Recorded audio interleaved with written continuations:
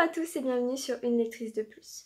Je vous retrouve aujourd'hui pour vous faire un book haul, donc c'est parti. Tout d'abord j'ai acheté Fablehaven, donc le tome 1 et le tome 2, donc de Brandon Mull, aux éditions Pocket Jeunesse, donc en poche. Donc je les ai achetés d'occasion ces deux-là.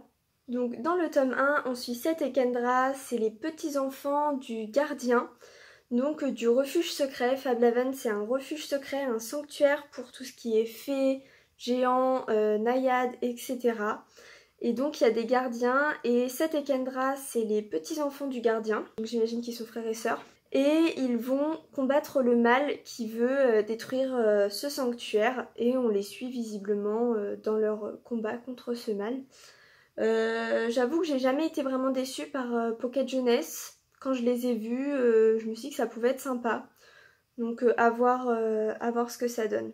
Ensuite, d'occasion également, j'ai acheté La fille du train de Paula Hawkins, donc aux éditions Pocket.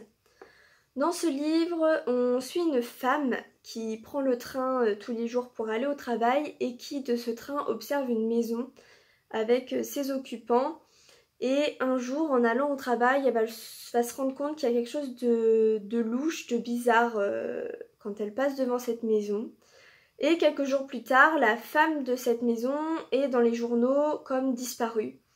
Donc j'imagine qu'il va y avoir une enquête pour savoir ce qui s'est passé et où est cette femme disparue. J'en sais pas plus, mais je sais que quand il est sorti, ce livre, tout le monde l'avait, tout le monde l'a lu, tout le monde l'a adoré. Donc quand je l'ai vu, je me suis dit pourquoi pas me lancer, surtout que je suis très dans ce mood en ce moment. Ensuite j'ai acheté Aladdin ou la lampe merveilleuse, donc chez Librio, donc la collection à 2 €. J'avoue que je sais pas quelle est la véritable histoire de Aladdin, mais j'imagine que ça se rapproche un petit peu du Disney mais pas complètement. Donc j'ai très envie de découvrir l'histoire originale. Mais du coup, pour le résumé, je pourrais pas trop vous dire. On continue avec Planetfall de Emma Newman aux éditions J'ai lu. Donc dans ce roman, visiblement, on suit un petit peu mais de loin, j'avoue je sais pas trop. Donc Lee qui a une vision, donc divine, et qui va mener une colonie dans un certain endroit, une utopie, un monde merveilleux, un monde parfait. Donc elle va mener une colonie là-bas et donc l'histoire se passe 22 ans après qu'ils soient arrivés justement à cet endroit qu'ils appellent la Cité de Dieu. Et en fait on découvre à ce moment-là que Lee qui les a emmenés là a disparu depuis qu'ils sont arrivés. Donc j'imagine qu'on va essayer de comprendre pourquoi elle a disparu et où elle est. J'avoue que je sais pas du tout, je connaissais pas. Mais que il m'a intriguée énormément. J'aime beaucoup la couverture, elle est magnifique. Mais du coup, je verrai bien ce que ça donne. On reste sur le thème des couvertures qui intriguent. J'ai pris donc un recueil de nouvelles de George R.R. Martin, donc celui qui a écrit Game of Thrones, que je pense que tout le monde connaît. Donc j'avoue que j'ai été un peu intriguée, j'ai envie de voir ce qu'il écrit. Donc là c'est un recueil de nouvelles, donc on a La fleur de verre, Une nuit au chalet du lac, Cette bonne vieille mélodie, Le régime du singe, Les hommes aux aiguilles, Il y a que les gosses qui ont peur du noir, On ferme et Interview. Donc je me suis dit que ça pouvait être sympa à travers plusieurs petites nouvelles de découvrir l'auteur de Game of Thrones que j'ai adoré en série. Et du coup il est publié dans les éditions Helios, je l'ai pas dit mais voilà. Et je me suis dit que ça pouvait être super sympa, j'aime bien les recueils de nouvelles. Et j'en ai pas énormément, donc je me dis que ça peut être super sympa. On continue avec une trouvaille en boîte à livres. Donc c'est Nightworld, le tome 6, âme sœur de L.J. Smith aux éditions Michel Lafon. J'ai également acheté le tome 8 et le tome 9 qui sont chez mes parents, donc je les ai pas là. Mais je les ai achetés récemment. Donc dans ce tome, on suit Anna qui pense qu'elle est folle. Elle retrouve régulièrement des notes, des petits papiers, des petits textes qui sont de sa main, qui lui disent de faire attention et qu'elle va mourir avant ses 17 ans.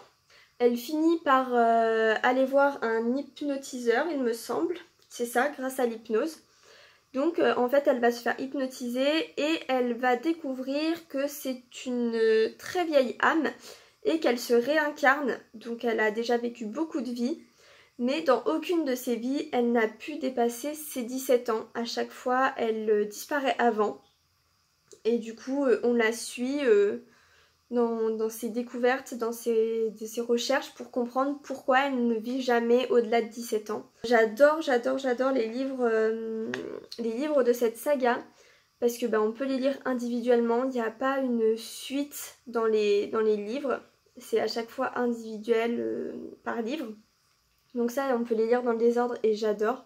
Les couvertures, elles sont toujours à tomber, je suis toujours trop fan des couvertures.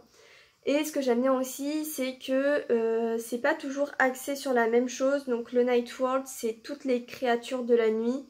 Donc vampires, sorcières. Je me demande s'il n'y a pas des loups-garous aussi. Je sais pas s'il y a des livres sur les loups-garous, j'ai pas encore lu, mais je sais qu'il y a vampires et sorcières sûres. Donc là, j'ai hâte de découvrir un petit peu quelle créature se cache derrière cette histoire. C'est des livres qui se lisent très très vite, ils sont pas très longs. Lui, il fait même pas 300 pages. Donc ils sont très courts et c'est tellement fluide et simple à lire que ça se lit super vite et du coup j'adore. Ensuite on passe à mes achats BD. Donc tout d'abord j'ai acheté La Brigade des Cauchemars, le tome 1, Sarah. Donc c'est de Franck Tillier, Yomgui Dumont, j'espère que je fais pas de faute, et Drac. Je les ai trouvés à la Fnac pour les 48 heures de la BD, donc ils étaient à 2 €. Enfin, il était et un autre que je vous présenterai après, ils étaient tous les deux à 2 €. Du coup, j'ai pas hésité. J'avoue que celui-ci me plaisait bien. Donc dans cette BD, on suit Tristan et Estéane qui ont 14 ans et qui ont la capacité, grâce à un dispositif expérimental, de rentrer dans les rêves des autres pour éliminer leurs cauchemars. Donc à la source, ils vont éliminer le cauchemar pour que les autres jeunes puissent dormir. Et il y a l'arrivée, donc c'est de Sarah à la clinique du sommeil. Et ça va tout perturber, ils vont se poser des questions. Et ils sont sûrs d'avoir déjà vu Sarah, mais ils savent pas trop pourquoi, pour qui, comment. Donc je trouvais ça sympa. C'est un format de BD très petit, par contre, je trouve, par rapport à là, l'autre BD. Je sais pas si vous allez voir. Hop.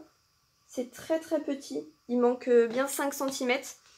Mais du coup, c'est chou. Je sais plus sur quelle chaîne j'en ai entendu parler récemment, mais ça avait l'air super bien, ça m'avait grave donné envie. Du coup, quand je l'ai vu, je l'ai pris.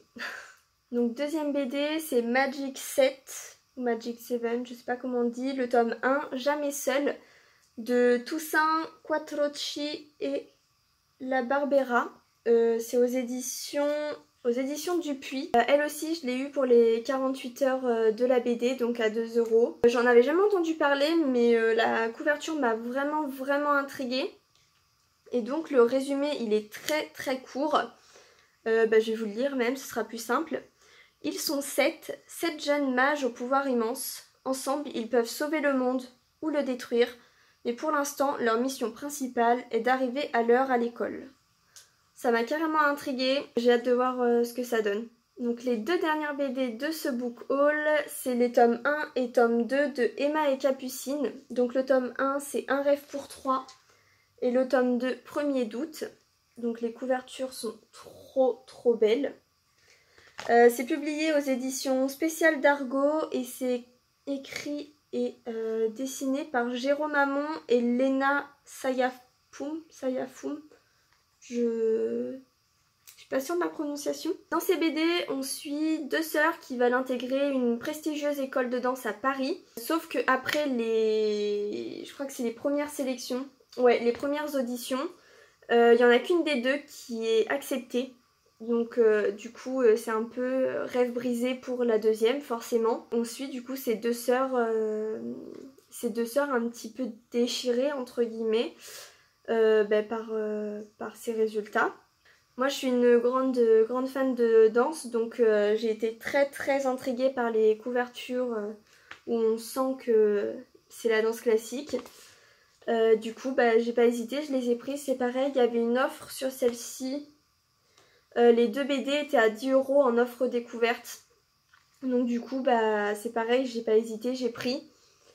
Et j'ai très hâte de découvrir l'univers. Ça a l'air d'être une superbe histoire, vraiment, ça a l'air d'être magnifique. Donc j'ai hâte de découvrir. On passe à la partie un petit peu hors sujet de ce book haul, on va dire. J'ai acheté des livres de cuisine, donc j'en ai 3 à vous présenter. Tout d'abord, j'ai acheté le livre de Thibaut Geoffrey, Mes recettes Healthy. Il se compose de plusieurs recettes, donc entrées, plats à faire avec peu d'apport en fait, donc à faire loin des entraînements, et des plats plus protéinés justement à faire au moment des entraînements.